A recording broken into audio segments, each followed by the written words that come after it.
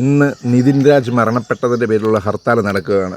ഞാനിന്ന് ആലോചിക്കുന്നതേ, പണ്ട് സ്കൂളിൽ പഠിക്കുമ്പോൾ പലരും ഇതുകൂട്ട് അവഗണനകൾ കേട്ടിട്ടുണ്ട്.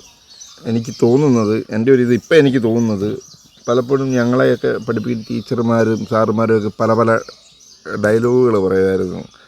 നിന്നെയൊക്കെ പഠിപ്പിച്ചിട്ട് എന്തിനാ, നീയൊക്കെ പഠിച്ചിട്ട് എന്തോ ചെയ്യാനാ, നീയൊക്കെ എങ്ങനെ രക്ഷപ്പെടാനാ, അങ്ങനെ കുറേ ഡയലോഗുകളുണ്ട്. ഇപ്പം ഞാൻ ചിന്തിക്കുന്നത്, അതൊക്കെ ഒരു ജാതിയുടെ ബേസിൽ പറഞ്ഞതാണോ എന്ന് എനിക്കൊരു ഡൗട്ടുണ്ട്. കാരണം നമ്മൾ താഴ്ന്ന ജാതിപ്പെട്ട ആയതുകൊണ്ട് നീ എങ്ങനെ രക്ഷപ്പെടും, നിന്നെയൊക്കെ പഠിപ്പിച്ചിട്ട് എന്താ കാര്യം, നിനക്കൊക്കെ എങ്ങനെ അനുസരണം വരാനാ എന്നുള്ള ഡയലോഗുകളൊക്കെ ഈ ജാതിയെ ബേസ് ചെയ്ത് പറഞ്ഞാണോ എന്ന് എനിക്കിപ്പോൾ ഒരു സംശയം തോന്നുന്നു. നമ്മളെയൊക്കെ പുറകിലത്തെ ബെഞ്ചിലിരുത്തുക.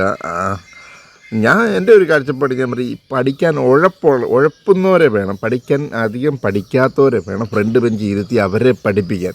അവരെ പഠിപ്പിച്ച് അവർക്ക് വിദ്യാഭ്യാസം കൊടുത്ത് അവരെ നല്ല നിലയ്ക്ക് കൊണ്ടുപോകേണ്ടത് ടീച്ചർമാരുടെ കടമയാണ്.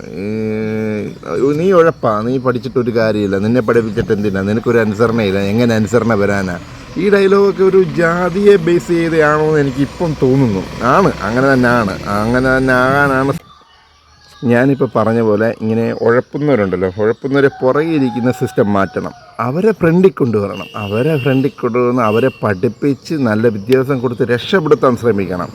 അല്ലാതെ കളറിൻ്റെ പേരിലോ നീ പഠിച്ചിട്ട് എന്തിനാ കാര്യം, നിന്നെ പഠിപ്പിച്ചിട്ടൊരു കാര്യമില്ല, നീയൊക്കെ എങ്ങനെ രക്ഷപ്പെടാനാ, നിനക്കൊക്കെ എങ്ങനെ അനുസരണം വരണം, ആ ഡയലോഗുകൾ മാറ്റി അവർക്ക് നല്ല വിദ്യാഭ്യാസം കൊടുത്ത് ടീച്ചർമാർ അവരോട് നല്ല ഫ്രണ്ട്ലി ആയിട്ട് നിന്ന് പഠിപ്പിച്ചു കഴിഞ്ഞാൽ ചിലപ്പം അത്യാവശ്യം അവർ രക്ഷപ്പെടും. അത്യാവശ്യം അവർ പഠിച്ച് ജയിക്കും.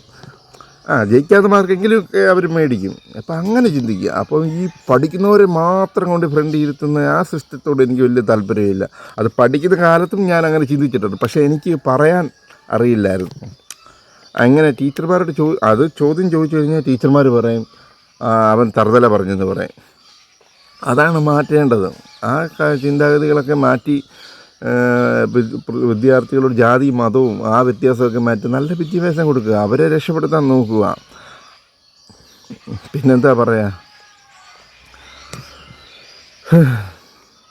പിന്നെ ഇനി ഇതുപോലുള്ള മരണങ്ങൾ ജാതിയുടെയും മതത്തിൻ്റെയും പേരിലുള്ള അവഗണന കേട്ട് ആരും ആത്മഹത്യ ചെയ്യാതിരിക്കട്ടെ, ആരും മരണപ്പെടാതിരിക്കട്ടെ.